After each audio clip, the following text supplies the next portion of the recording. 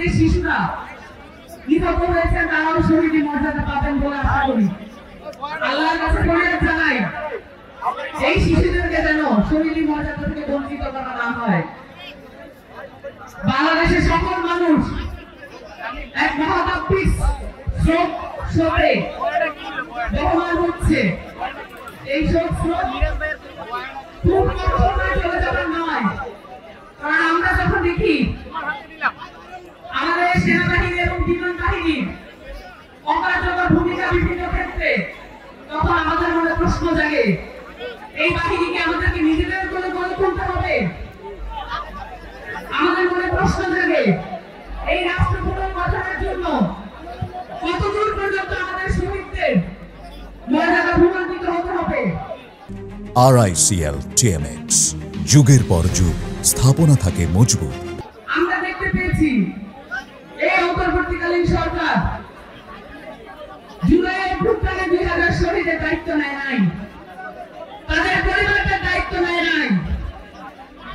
এবং এই কিছুদিন আগে আমরা দেখলাম মাইলস্টোন কলেজে যে শিশু শিক্ষার্থীরা নিহত হয়েছেন, সেই শিশু শিক্ষার্থীদের এবং যারা আহত হয়েছে তাদের চিকিৎসার জন্য সাহায্য চাওয়া হচ্ছে সরকারের পক্ষ থেকে।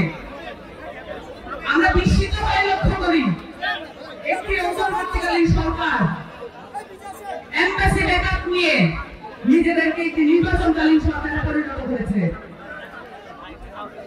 এবং এই সরকারে কোনো ধরনের দায়বদ্ধতা নাই বাংলাদেশের জনগণের প্রতি।